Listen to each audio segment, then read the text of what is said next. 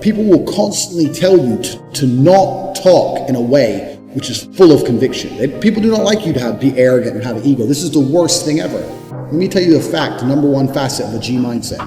Your life is never going to be worse if you walk through the world believing you are the fucking man. You wake up, look in the mirror and go, I'm the fucking man. I am the man. There's no one on this planet who can do shit I couldn't do if I put my mind to it. I don't give a fuck how good you are at piano. If I decide to play piano, I would be better than you at piano. And I believe that. I don't just say these things, I fucking believe them. And when you go through life believing you really, really are the man, there are very few downsides. The downsides are everyone's gonna call you an arrogant, everyone's gonna call you arrogant, everyone's gonna call you a dickhead, everyone's gonna say he has a big ego. You're gonna lose a few loser friends. Who cares? What you are gonna gain is other people on the same path. You're gonna gain other people who think, yeah, well, I'm the fucking man too. This guy's the man, let's make some money. That's what's gonna happen. So the first thing you can do with the G mindset is you need to start believing you are even if you're not the man yet. Even before I was world champion, I knew I was gonna be the man. So I don't give a fuck. And I was happy to say that to anybody. When people called me arrogant and stupid and deluded, I just sit there and look at them and say, yeah, fuck you, I'm gonna be the man. First thing you have to believe you're the fucking man, you can achieve anything. And when I say that, I'm gonna say that again. You have to believe you're the fucking man, and you have to believe you can achieve anything. I'm not saying you can achieve anything easily. I'm not saying it's not gonna take a whole bunch of work. I'm not saying it's gonna happen quickly. But you have to believe you can achieve anything. I'll tell you something now, I don't give a fuck if it's being an astronaut. I don't care about climbing Mount Everest. You give me enough time to train, I will get it done. I know that for a fact. I know who I am as a man. It's the first thing. The second thing is, you need to be perspicacious. You need to understand that in this world, there's a whole bunch of people doing amazing shit that you are not doing. And that needs to piss you off. Because it pisses you off, you become motivated all of a sudden. I was the only one who was pissed off when that Aston Martin was next to me and had my sales job. I was the only one who was pissed off when I saw that Ferrari back there. Other people were not annoyed by it, and they're not annoyed by it. They're not driven to be it. You understand? They're not driven to be where that person was. You need to be annoyed, and I'm telling you to be angry. Anger is a fantastic force. Like I said, the world tells you not to be arrogant, tells you not to be angry. It's two things it tells you to do. Don't be arrogant, don't have an ego, and you don't have anger. You're a fucking man. You're a full-grown man. Perfectly fine for you to be pissed. It's perfectly fine for you to look around at your life, look at the girl you're fucking, look at the house you live in, look at the car you drive, and get pissed off and go, you know what, I want a hotter bitch. I want a fucking nicer house, and I want a faster car. There's nothing wrong if you take that anger and you direct it in the correct direction. This is the reason I stopped fighting now. People go, why do you stop fighting? That's because I fought, and I went through hell to get everything I now have. I had nothing. And I wanted the life I now have. Now I wake up in one of my 3 mansions with one of my 7 supercars and one of my 15 women. What do I need to fight for? Like, people have different motivations for different things. Some fighters out there who fight for other reasons. But my motivation was I was pissed off at the world.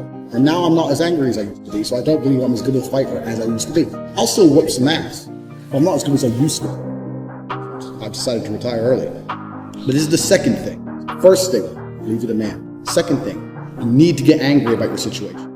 And you don't own the home you're in, get pissed off. If there ain't a Ferrari on your drive, get pissed off. If you don't have 10 Playboy Bunny level beauties, get pissed off. And well, what the fuck's... You need to sit there and realize, whoa. I have a few years of consciousness. And even less than that, I have a few short years as a young man. Age will damage you. I mean, if you're a millionaire in your 60s, it's not nearly as good as being a millionaire at my age. I became a millionaire at 28. So you need to realize you've got a few short years as a young man, fucking wasting them. You need to sit there and go, fuck, shit, get angry. Because getting angry, forced, directed anger is extremely powerful. So these are the first 2 things. This is the third thing. This is a very, very important because I try and explain this to you. You don't seem to understand it. You make it very, very important.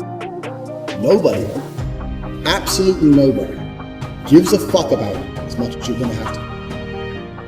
Nobody cares about it as much as they need to care to fix your life. Even your parents, even your friends, even all the people who think they care about you. They care about you, yeah, sure. There may be 2 or 3 people on the planet who genuinely care about you. But nobody is going to come to your bed, drag you out of bed, fucking drag you to a job, force you to work hard, go and get you a hot bitch and go and buy you a Ferrari. Nobody is going to do that for you. You are never going to have any of the things you want if you do not get them yourself. Nobody cares about you enough to do it for you. This is absolutely true.